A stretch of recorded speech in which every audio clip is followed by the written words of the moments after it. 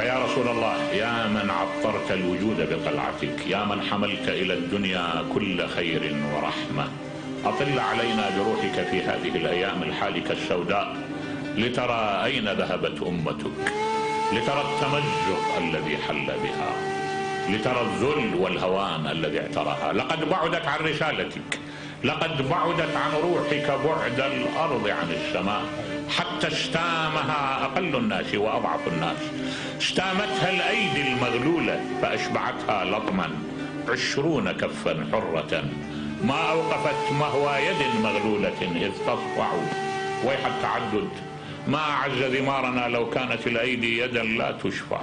الشوق تغرقه السروج، وإنه دون السروج لفارس يتطلع. يا رسول الله، يا من حملت إلى الدنيا العطف، إن الدنيا قد ملئت بالحقد، فامسحها بروحك الكبيرة لتمسح عنا الحقد.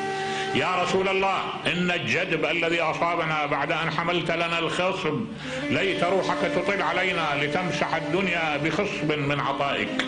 ليتك تعود لنا بلواء لا إله إلا الله، فقد عدنا نعبد أصناما في داخل نفوسنا، فقد عدنا نمجد العصبية، نعبد العصبية ونعبد الهوى.